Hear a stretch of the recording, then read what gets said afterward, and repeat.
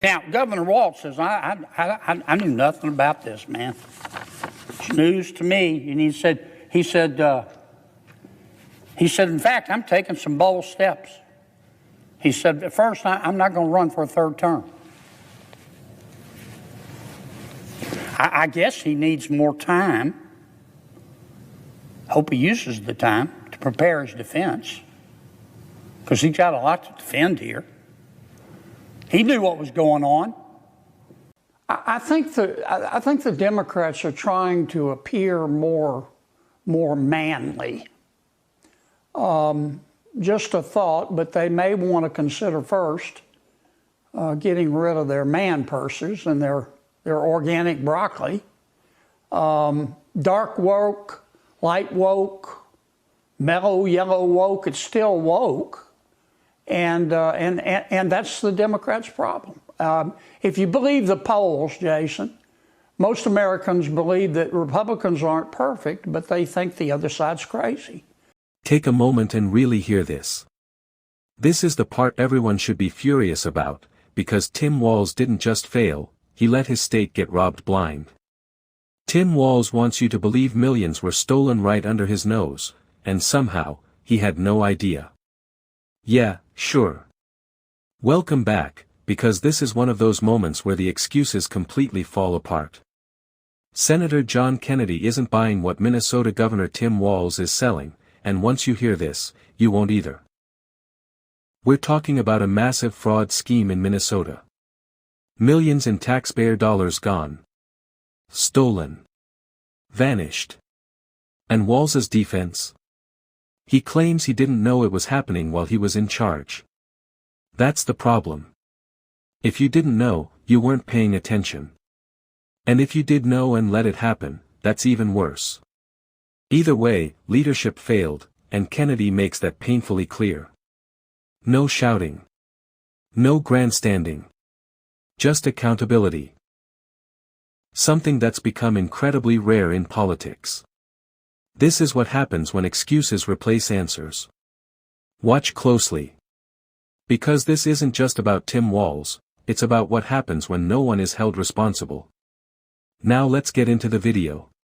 In fact, one of the lawyers representing one of the thieves in this case said many of the people, this was their excuse, said many of the people involved in the stealing thought that the state was okay with it. That's what he said. Here's his quote. No one was doing anything about the red flags. Red flags were everywhere. Nobody in state government, he said, was doing anything about the red flags. It was like someone was stealing money from the cookie jar and they kept refilling it. The state knew. And at one point, Governor Walz and some of his agencies said, whoa, maybe we ought to put a stop to this. And they backed off. They said no more money for a while. Well, fresh hell broke loose. You know what happened? The largest, most powerful, fictitious company, run mostly by people of Somali ancestry, sent an email to the Minnesota state government. And they said that the state agency that was failing to promptly approve new applications and give us new money from, quote, minority-owned businesses, close quote, was going to result in a lawsuit featuring accusations of racism that would be sprawled across the news. If you don't give us our money, we're going to call you racist. They did it. It's all come out in evidence at trial. In fact, a lady by the name of Kesa Megan, she's one of the good guys. She is a Somali American who used to work as a fraud investigator in the Attorney General's office, who, by the way, was just as involved as Governor Walz in turning a blind eye to all this. She says, and she said it in the newspaper, She said that elected officials, and particularly those who are part of the state's Democratic-led administration, were reluctant to take more assertive action in response to the allegations.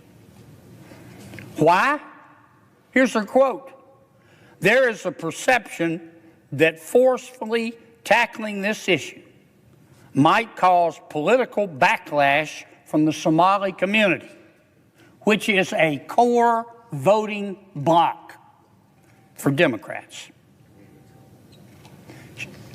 And she is among the few among many prominent figures in the Somali community who is speaking out against the fraud.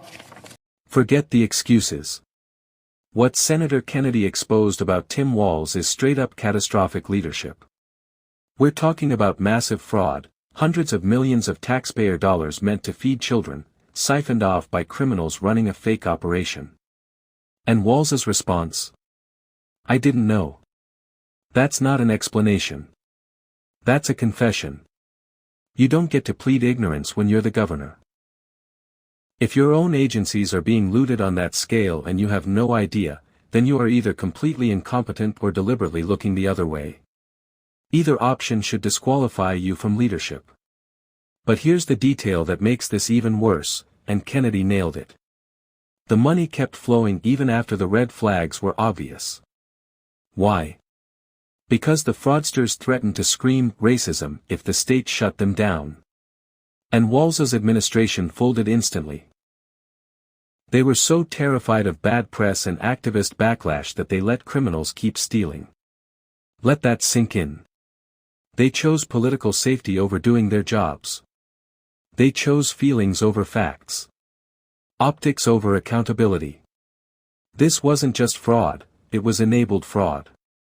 The state government became complicit because it lacked the backbone to say no. Kids were used as a shield. Taxpayers were the victims.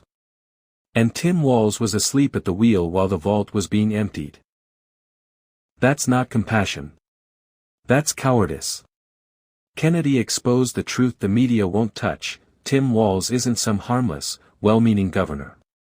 He's a leader who let his state get taken to the cleaners because he was too afraid to stand up and do what was right. So what do you think? Was Walz truly clueless, or did he know and choose silence? Drop your answer below, and make sure you're subscribed for more of what they don't want you to hear.